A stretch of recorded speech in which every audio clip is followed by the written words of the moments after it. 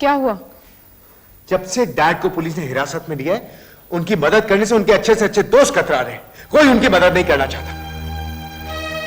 त्यागी uncle ने कहा था कि वो डीआईजी से बात करेंगे, लेकिन कुछ भी नहीं किया उन्होंने। और चौहान अंकल, उनको तो मैं फोन करता हूं तो फोन का जवाब तक नहीं दे रहे। उन्हें दोष देने से क्या हासिल होगा नरेश? पापा पर इतना संगीन इल्जाम लगा है कि कोई बीच में नहीं आना चाहता। मेरा दिल बहुत घबराता है, मुझे बहुत डर लगता है नरेश, कहीं पापा पर लगाया हुआ हर इल्जाम सच ना हो। ये कैसी बातें कर रही हो तुम? ये बातें मैं नहीं कर रही हूँ, लोग कर रहे हैं। अगर कातिल पापा पर गोली चलाने की नीयत से आया था, तो फिर वो राजू भैया के साथ क्यों था? राजू भैया ने उसे भगाने में मदद क्यों की? किसने देखा ये सब? बोलो, किसने देखा? तुम्हारे दोस्त जयदेव ने तुमको ये सब कहा और तुमने उसकी बात पर यकीन कर लिया। अपने दोस्त पर इतना भरोसा तुमको कि तुम अपने डैड पर शक कर रही हो। लेकिन नरेश, पुलिस इंस्पेक्टर सिद्धांत भी तो यही कह रहा था। सब के सब झूठ बोल रहे हैं। डैड के खिलाफ साजिश की जा रही है। डैड के दुश्मन चाहते हैं कि वो किसी भी तरह पॉलिटिक्स से हमेशा के लिए अलग हो जाए। लेकिन तुम देखना, डैड इन सब इल्जामों से बरी होकर बहुत जल्द बाहर आ जाएंगे। लेकिन कैसे नरेश? पापा की तो जमानत भी नामंजूर कर दी गई है, वो कैसे छूटेंगे? डैड के खिलाफ जितने भी सबूत और गवाहियां इकट्ठी की गई ना, वो सब के सब अदालत में गलत साबित होंगे। मेरा दिल कहता है कि कोई ना कोई मिराकल जरूर होगा और डैड जल्दी बरी हो जाएंगे, लॉकअप से बाहर आ जाएंगे। नमस्कार कनक जी। नमस्ते सैगल साहब। आप हमसे मिलने कैसे आ गए?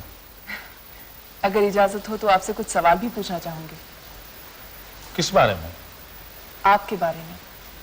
मैं आपका इंटरव्यू छापना चाहती हूँ। जो हादसा हुआ उसके बारे में नहीं, आपकी जाती जिंदगी के बारे में। बैठिए। भाई, हमारी जिंदगी तो खुली किताब है, बहुत कुछ लिखा गया है इसके बारे में, और वो भी जो सच नहीं है। मैं वही लिखूंगी जो सच है, और आप जो कहेंगे उस पर पूरा यकीन करूंगी, और आपकी इजाजत के बगैर एक लफ्ज भी नहीं लिखूंगी। भाई, अगर ऐसी बात है तो पूछिए, क्या पूछना चाहती हैं आप? ऐसे तो सवालों की कोई लिस्ट नहीं बनाई, बातचीत करते जो जानकारी मिलेगी उसे ही लिख लूंगी। तो ये बातचीत का सिलसिला आप शुरू करेंगे या हम करें? आप कीजिए। भाई, कहां से करें?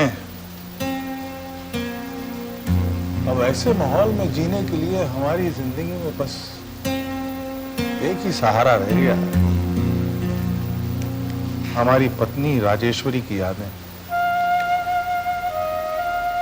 वो हमारी जिंदगी में एक खुशगवार झोंके की तरह आई, फिर चली गई।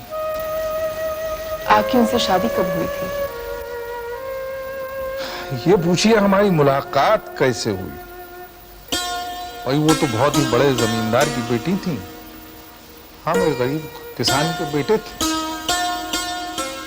कॉलेज में पढ़ा करती थी तो कभी कभी छुट्टियों में गांव आया करती थी। तो हमने एक बार जब उन्हें देखा तो बस देखते ही रह गए।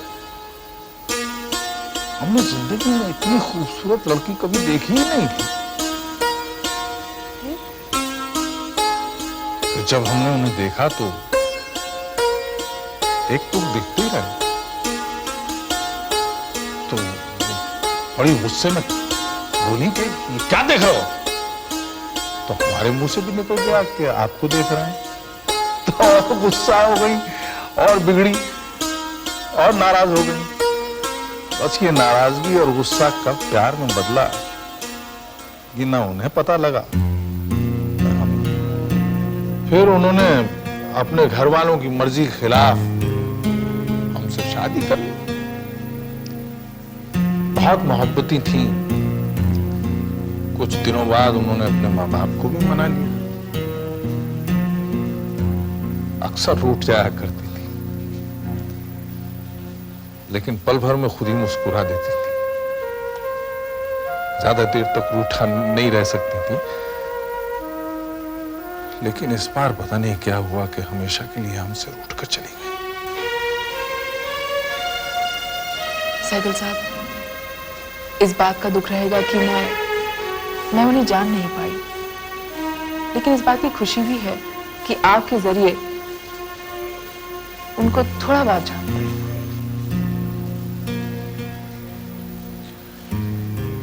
हमने आज तक उनके बारे में किसी से इतनी बातें नहीं की।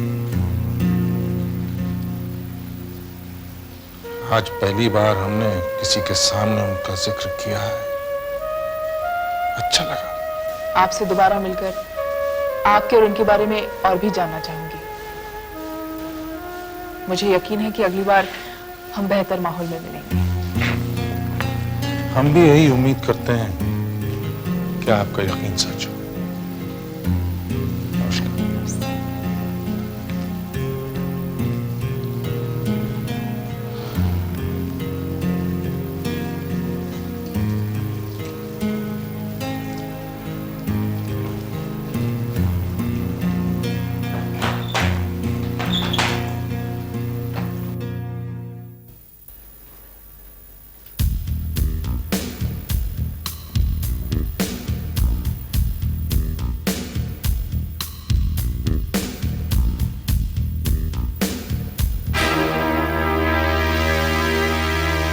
ये मेरा सबसे अहम गवाह था, अब ये भी नहीं रहा और इसके जिम्मेदार आप सब हैं। इंस्पेक्टर साहब, हमारा काम है मरीज का इलाज करना, उस पर पैरा रखना नहीं। ये सब आपके स्टाफ की लापरवाही का नतीजा है। आप अपने कांस्टेबल से पूछिए कि वो अपनी ड्यूटी ठीक से निभा रहे थे कि नहीं। वो सब तो सस्पेंड होंगे ही, लेकिन अदालत में आपको भी जवाब देना होगा डॉक्टर।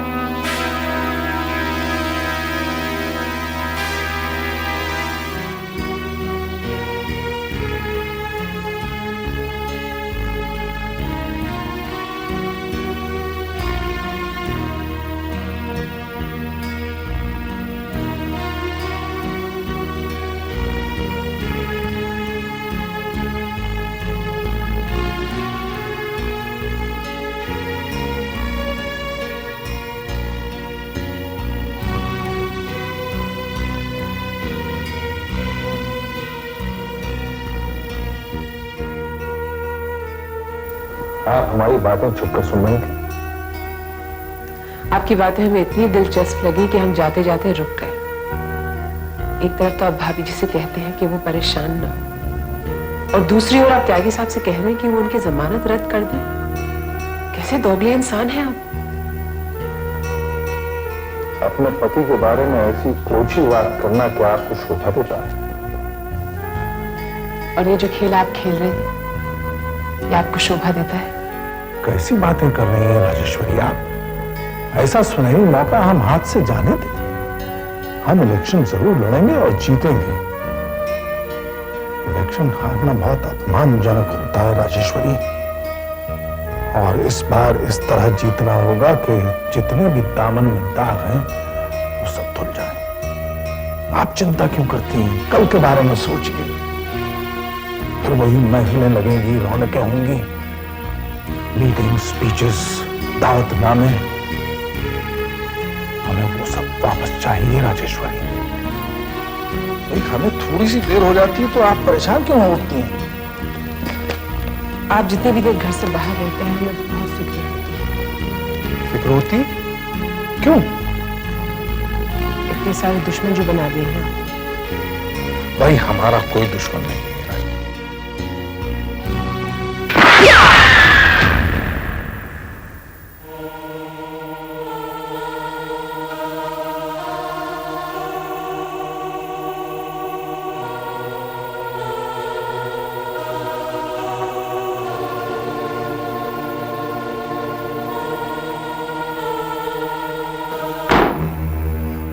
अरे राजू भैया तुम? बात है काशीनाथ, ये दारू का बोतल, ये खाने पीने का सामान, कौन सा खुशी का जश्न मना रहे हैं आप? अरे नहीं नहीं राजू भैया, जैसा मसों का अब तो जानते हैं ना, ये हमारा रोज का आदत है। और भाई जी से गद्दारी करना भी तुम्हारी रोज की आदत है। उनको जेल भिजवा कर यहाँ जश्न मना रहे हैं। नहीं नहीं राजू भैया, हमने कुछ भी नहीं किया, हमने किसी को कुछ नहीं बताया, भगवान की कसम। हमारे भगवान भाई जी है, और आज हम उनकी कसम खा कर आए हैं कि जिन लोगों ने उनको फंसाया उनको हम जिंदा नहीं छोड़ेंगे। एक तो क्या 10 ठो खून करना पड़ा तो वो भी हम करेंगे। और ये तुम्हारा खुश नसीबी है कि आज तुम्हारा बारी है।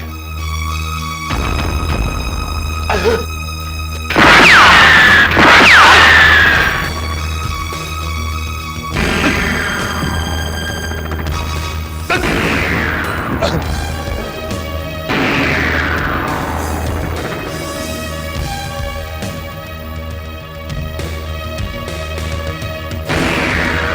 कितने इंसानों को मौत के घाट उतारेंगे आप? और कितनों का खून करेंगे? क्या मतलब? बाबू रेशम और काशीनाथ को भी मरवा दिया अपनी बीवी के कत्ल पर पर्दा डालने के लिए। और कितने लोगों का खून करेंगे आप? अपनी जबान पर काबू रखिए। हम पुलिस की हिरासत में हैं, इसका मतलब यह नहीं कि आप इस तरह से हमारा अपमान कर सकें। मैं आपका अपमान नहीं कर रहा हूं, आपको वार्निंग दे रहा हूं मिस्टर सहगल। ऐसी सजा दिलाऊंगा आपको कि आपकी उम्र खत्म हो जाएगी, लेकिन फिर भी कैद से छुटकारा नहीं मिलेगा। और कितनी धमकियां देंगे आप? आपको जो कुछ साबित करना है कोर्ट में कीजिए। यहां चीखने चिल्लाने से कुछ हासिल नहीं होगा। इस बार आपका हर जुर्म साबित होगा मिस्टर सहगल। आप हमेशा छूटते आए हैं, इस भरम में जीते हैं कि आपको कोई छू तक नहीं सकता, लेकिन इस बार आपका ये भरम तोड़ूंगा मैं।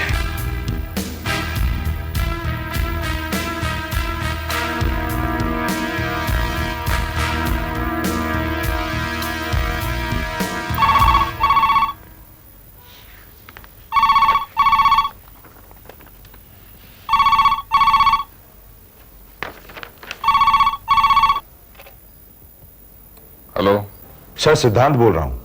हाँ बोलो सिद्धांत। सर, आपको याद दिलाने के लिए फोन किया था। आज सहगल साहब के मुकदमे की तारीख है। मुझे याद है सिद्धांत। सर, आपको भी वहां पे हाजिर होना होगा अपना बयान देने के लिए। मुझे ये भी याद है। और कुछ? नहीं सर, बस यही कहना था। मैं वहां पहुंच जाऊंगा। Thank you sir.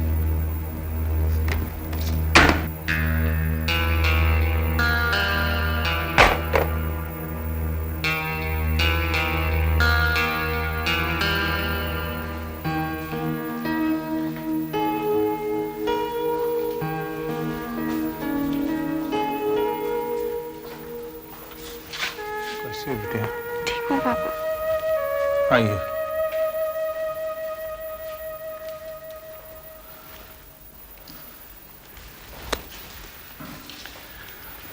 भाई, हम आपके बहुत आभारी हैं कि आप यहां आए।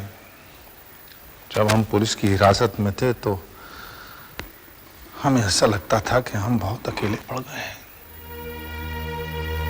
हमारे साथ कोई नहीं है। लेकिन अब आप लोगों को यहां देखकर हमें बहुत अच्छा लगा। हम एक बार फिर आपका धन्यवाद करते हैं। नमस्कार।